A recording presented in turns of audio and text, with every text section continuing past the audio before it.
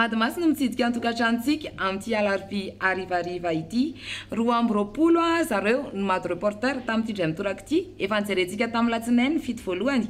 Androany indray tsika dia hijery ny fito manaraka. Reto ary ny anaran'ny zareo: Infini Randriamisaina avy eny Analanjirofo, Stella Michel Arsou avy eny Amoron'ny Mania, Honorine Fomampisoa avy eny amin'ny faritra Androy, Herinandrasana Tojiny Rina Stéphane avy eny amin'ny faritra Analamanga, Rajaony Irina avy eny amin'ny faritra Iorombe, Androtina Rakoto avy eny Itasy ary Alinina Fi avy eny amin'ny faritra Anosy. Andao jerentsika kely mombamomba zareo. Salama daholo tompoko, Randriamisaina Infini avy etỳ amin'ny faritra Analanjirofo, district Sainte-Marie. Dia faly zany satria vao safidin'ny Madimaso tamin'ny andiany faharoa nisy teo iny. Dia manentana antsika rehetrarehetra mba handray anjara amin'ity Madimaso ity, fa mahafinaritra ilay izy. Saotra betsaka e. Stella ny anarako avy etỳ Ambositra, région Amoron'ny Mania. Dia faly fa anisan'ny voasafidin'ny Madimaso amin'ity saison 2 ity. Dia manentana antsika rehetra mba handray anjara amin'ny Madimaso. Falmerahaba anarako zany Honorina petraka amin'ny Gombe, région Andohalo. Le faly raha fanisany voafantigny amin'ny Madimaso saison 2 to. Le magnentana antsika agnaby koa mba handray anjara zay mbe tsy nandray anjara fa soa io afaka irehafa zay raha tamika rehafa leagna mipetraka sa zay. Faly miarahaba antsika rehetra zay ny tenako ny anarako moa dia Herinandrasana Tojiny Rina Stéphane, mipetraka Tiatsarana, région Analamanga. Faly satria anisan'ny voafantany tamin'ny saison 2 tamin'ny Madimaso. Dia keniko namana dia manentana antsika rehetra mba handray anjara amin'ny Madimaso fa mahafinaritra tokoa Madimaso teninao teny. Hajalirina Erika ny anarako, mipetraka Iosy, région Iosy. Dia faly fa anaty voasafidy anatin'ny saison 2 amin'ity Madimaso ity. Dia manantena antsika rehetra handray anjara amin'ny Madimaso.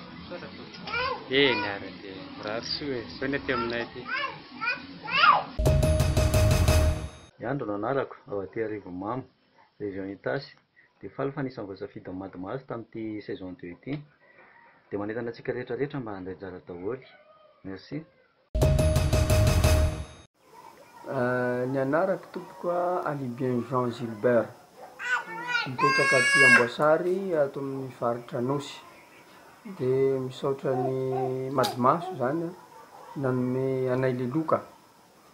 Dia manentana antsika rehetra zany mba handray anjara amin'ity Madimaso ity fa tsara zany ny fandaharana zay atao ao. Saotra tompoko.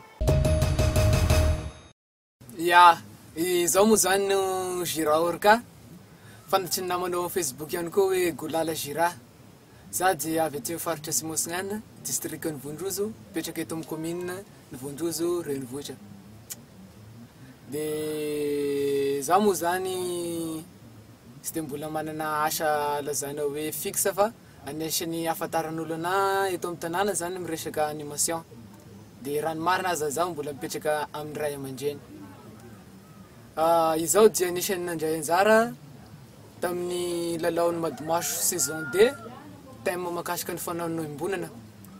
Eto aho dia faly satria anisan'ny nahazo loka makasika nahazo loka amin'ity saison 2 ny pezy Madimaso ity. Ka dia faly aho ary misaotra tanteraka ny pezy Madimaso. Dia melohan'ny faharoa manaraka an'izay angambany dia isaorako tanteraka i madame Kitty Elvary soa izay nanoro ahy sy nampafantatra ahy makasika ny page Facebook ny Madimaso.